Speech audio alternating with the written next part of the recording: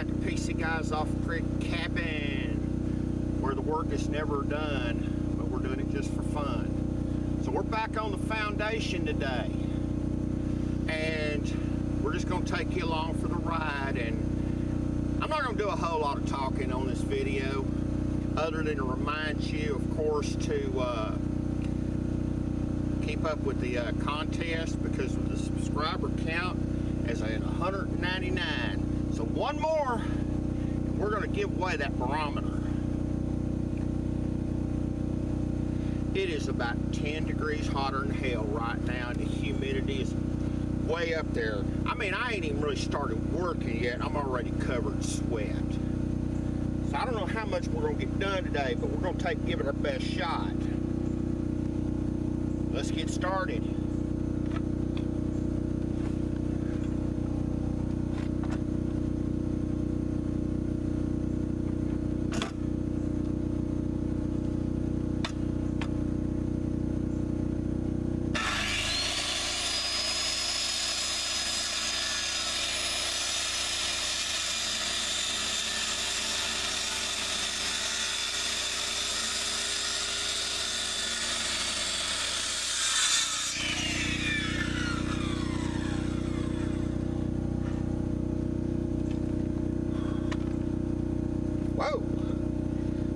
I told you I don't take and edit out screw-ups. Look there, I just got my foot tangled up in the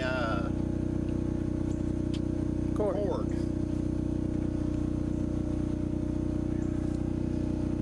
I'm going to put this up here because we're going to have to cut some of this siding off here in order to take and make this thing work. Because it's got to fit up flush against there, and you can't do that with that siding on there.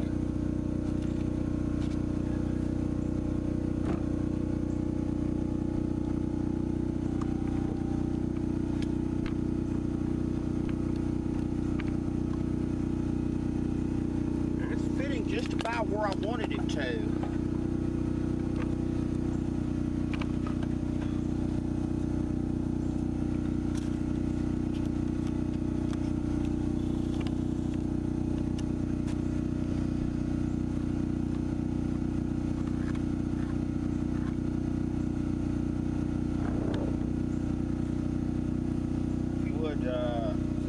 Bring the old camera over here so the viewers can see just what the heck we're up against here.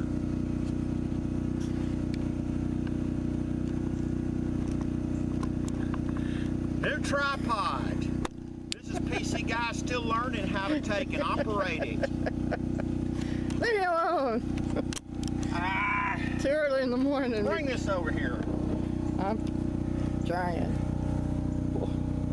That mark right there is the bottom of our 2x6. And you can see right here the plywood for the floor. So what we got to do is actually cut right about there, and that'll put us right on the bottom of that first stud.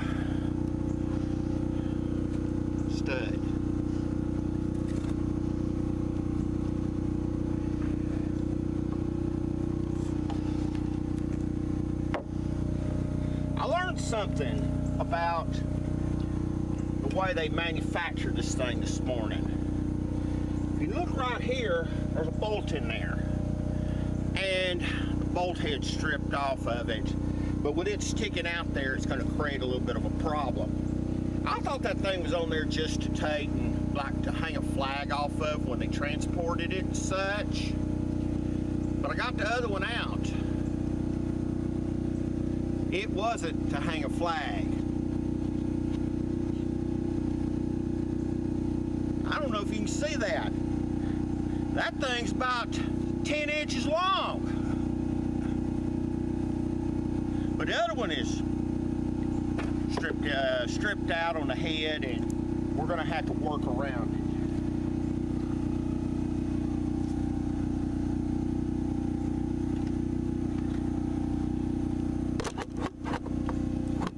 Let's see if we can get our old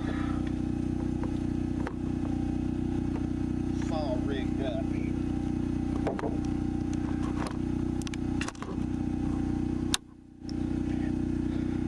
big old fat man.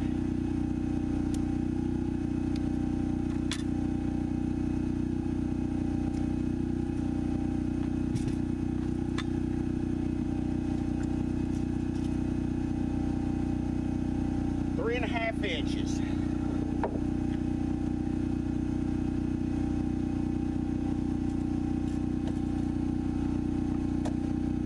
Now to make this cut and stay on target, and hopefully not hit no nails while we're cutting it, I'm going to use a little something here that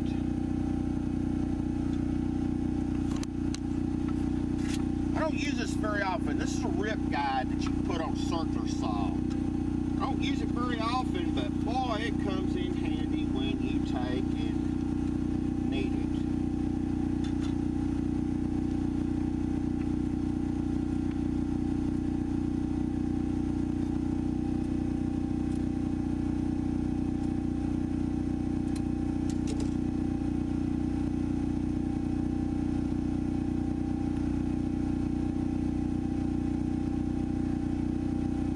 Always measure twice. Wait a minute, didn't I say I wasn't going to do a whole lot of talking in this video?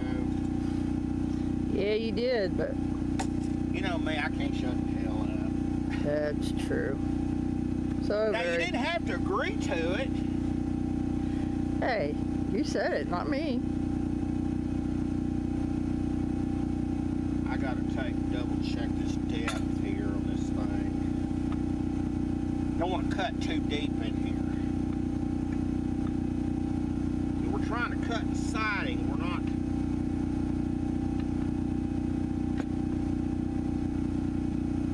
trying to cut into the board behind it.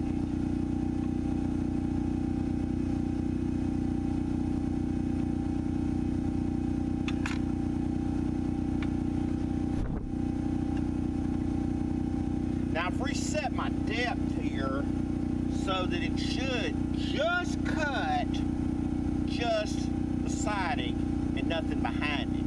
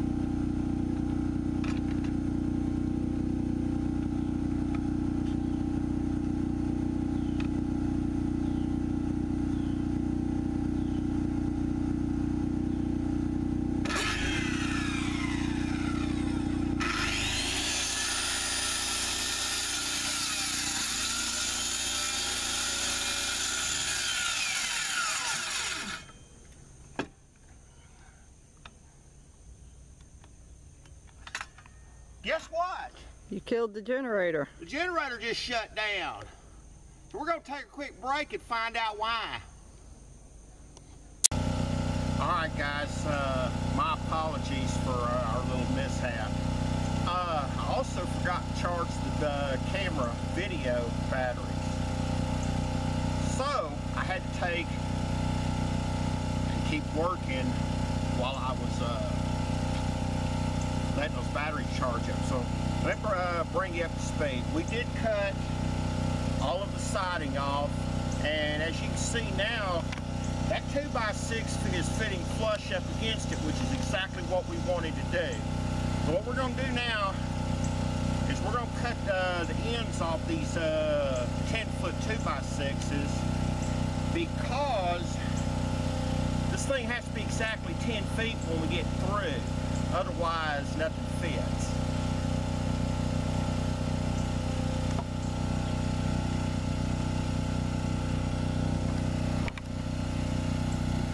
Now I'm going to cheat a little bit. So I got the rip guide back on the saw, and I've already adjusted it out to where it'll nip off exactly how much of this 2x6 I need nipped off.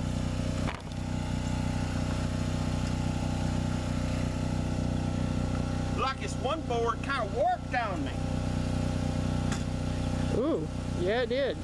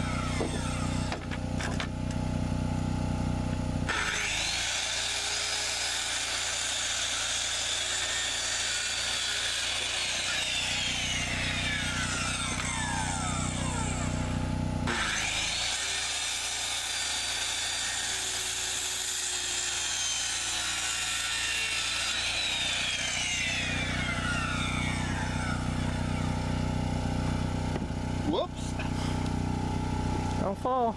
Yeah, don't fall.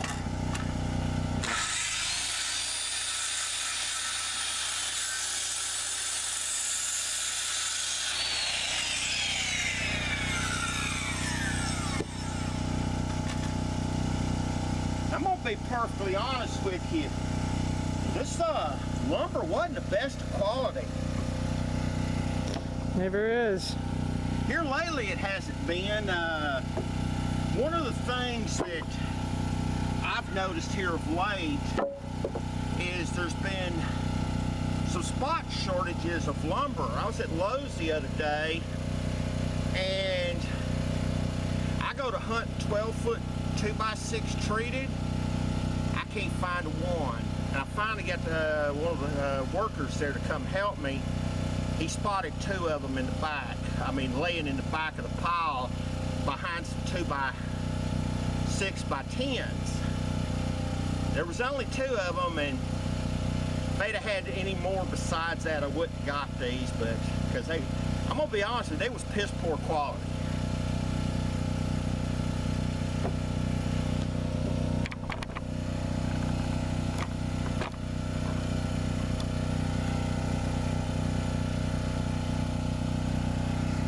They was very piss poor quality.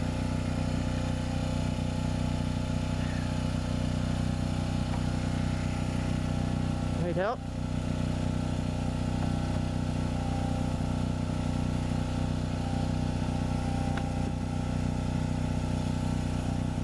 I'm gonna get Mrs. PC Guy to bring the camera over here because I want to show you something.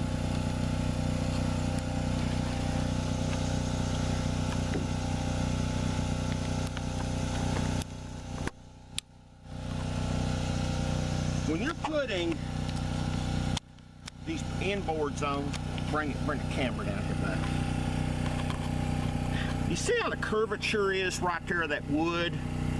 You always want that curvature inward or downward. If you're doing, say, a deck, for instance, and you lay these boards or any boards down, you always want this inside curvature right here. See how it curves like so? You always want that downward, or in this case you want it facing the inward. The reason for that is that as it absorbs moisture from the environment, these boards have a tendency to do a little warping, and if you've got that other side flipped out, they sit there and start trying to bow out and pull apart. So that's why you want that curvature always inward, or in a case of a deck, you want it downward.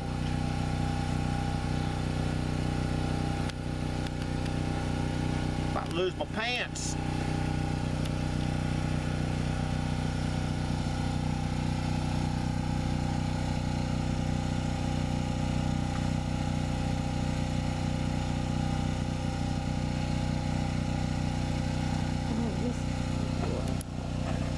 Got my handy dandy screws here.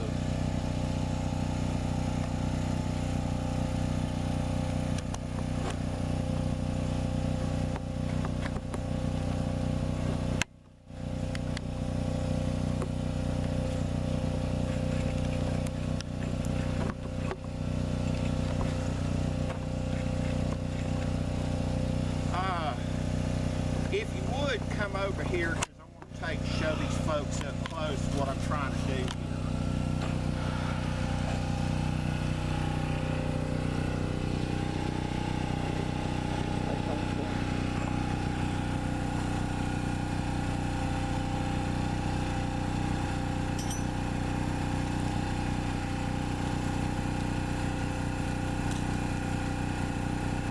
Now, if you are buying screws, which screws are actually the best for putting in any kind of foundation or on. Nails just have a tendency to work loose over time, and they, you ever walked across a wood floor and you hear it go squeak? Well, that's one of the reasons that happens. And the screws I use, I'm very particular about this. The screws I use are the Torx bits. And I'm going to tell you why I use the Torx bits as opposed to Phillips heads. Phillips heads, when you start putting them in, if you don't keep real firm pressure on the drill, they'll start slipping out you. And that's where you start stripping screw holes out.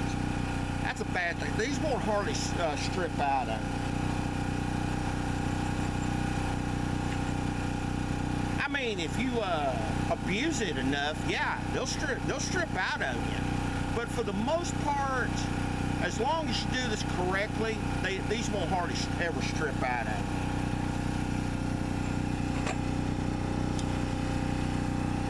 This tool I'm using here is a countersink tool, but it also works real good for knocking some pilot holes in this wood so that it makes it easier to put the screw in. So it's got a screw bit on one end, and then you can flip it around to where you have your Torx bit out there. These can be found at Lowe's or a lot of your standard hardware stores, but I absolutely love using this thing.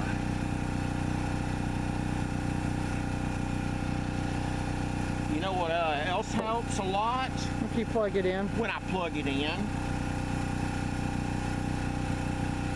Remember, I just don't hardly ever edit out screw-ups because I want people to see that I'm real and I make mistakes, and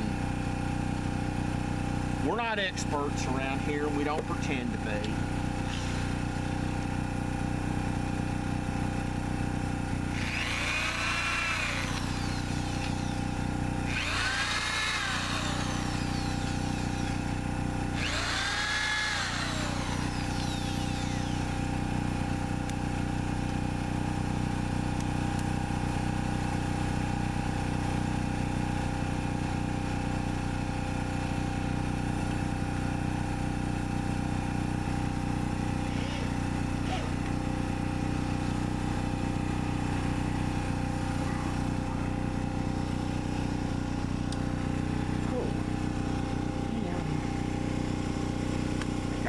Move some stuff out of the way here so I can just pull it back up.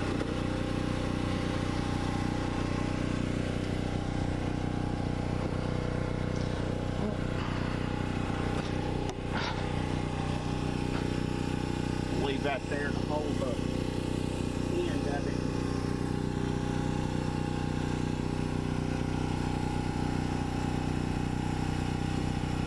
Can you reach down and push that outward?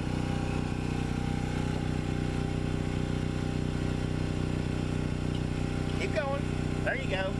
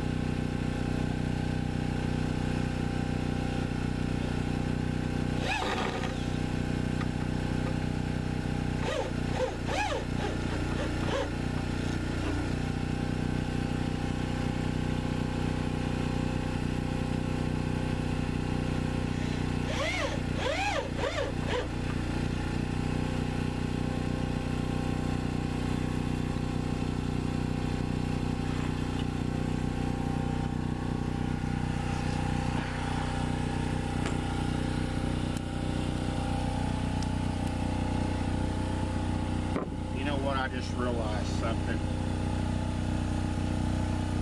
before I do anything else.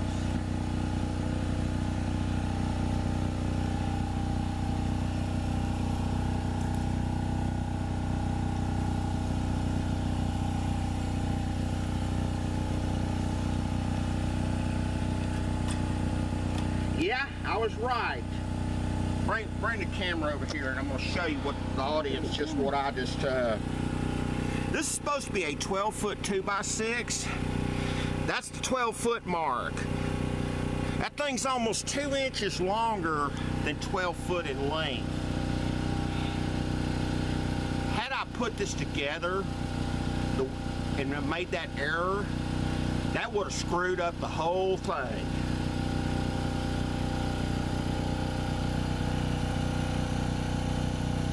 Don't you just hate it when you leave something laying, then you got to go hunt it?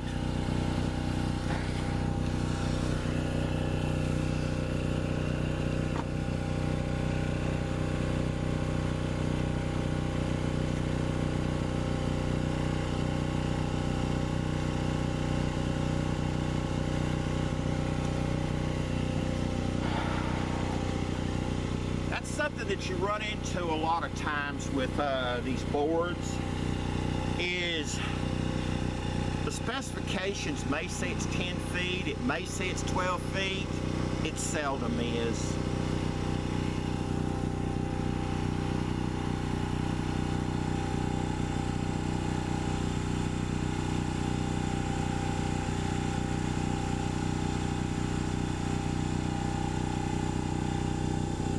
Whoever invented the speed square was a freaking genius.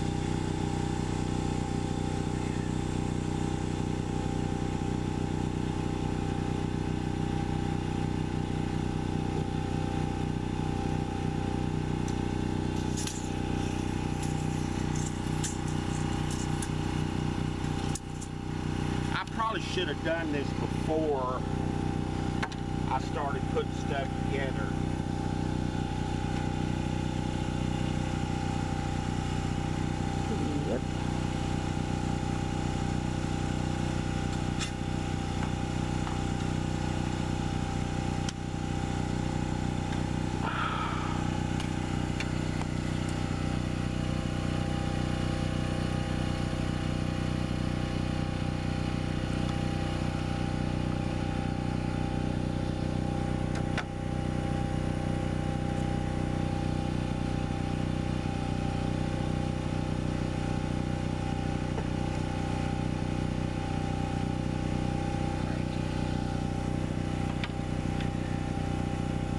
Probably why you should use a carpenter's pencil. I just broke the lead on it just then.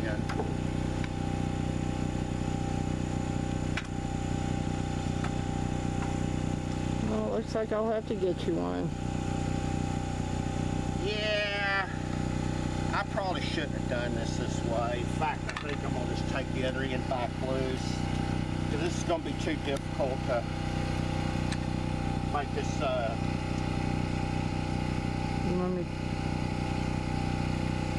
You know what, let me take a 5-minute break there for nature, and we'll get back on this. Started? Yeah.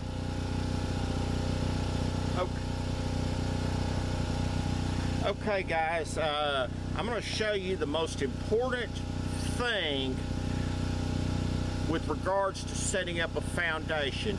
This thing has to be absolutely positively square. If you don't get this thing square perfectly, when you start putting those that plywood down for that floor, none of it's going to fit. So I'm going to show you a surefire way to check the square of this building. I got a piece of string here. Mrs. PC Guy's got it down there on that end and tied to that screwdriver. She's going to stick it down there in that corner, and I'm going to pull this string tight and measure to this other corner. You're under the board there, babe. You're under the board there, babe.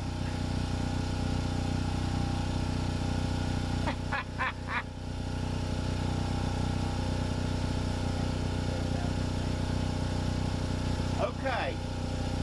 Now what we're going to do is she's going to go to that other corner over there, and we're going to measure this thing again.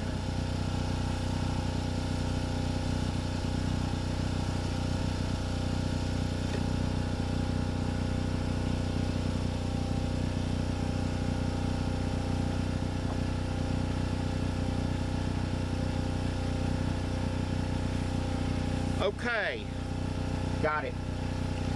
Here's the thing. If we measure from corner to corner on each way, and the distance is exactly the same, then this thing's square. If it's not, then you need to start looking and find out why it's not. I can't emphasize enough how important this particular step is right here. You know, nothing is going to work from here on out if you don't have this thing perfectly square like this. This is the best way in the world to take and double check. Yeah, you can put your old-fashioned metal square on it, but there's still a margin of error. But if you measure across it like we just did, and it's the same exact distance, you're on.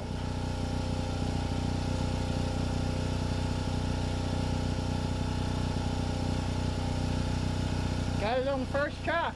Yeah.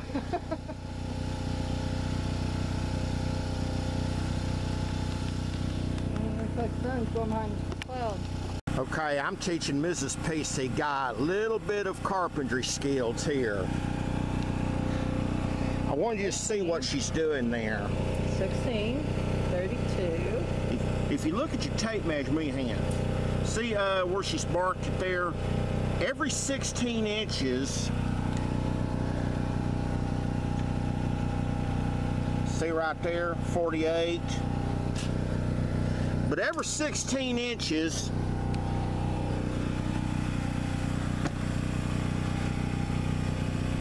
is where we're going to put these floor joists. So she's going down and she's marking that. And these tape measures are made specifically with every 16 inches highlighted in red on there.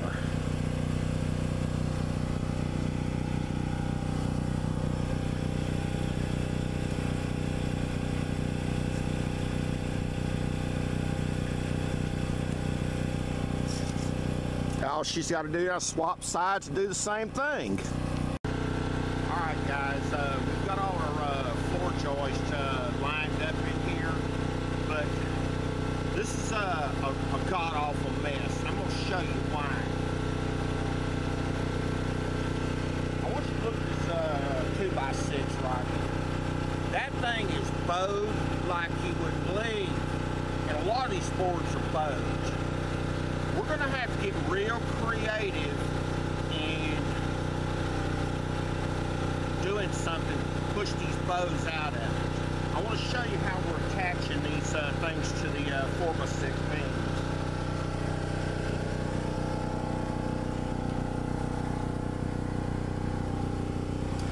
Pretty much I'm just using these brackets like this. See, I've got one there and I've got one over there. We're going to pretty much call it quits here directly. It's clouding up and fixing to start raining. About the only other thing we'll do is we'll just put some screws in here to hold most of these floor joists in place. And we'll pick up next time and we'll start taking and trying to push some of these bows out of this wood. This is some of the most terrible quality wood I've ever purchased before.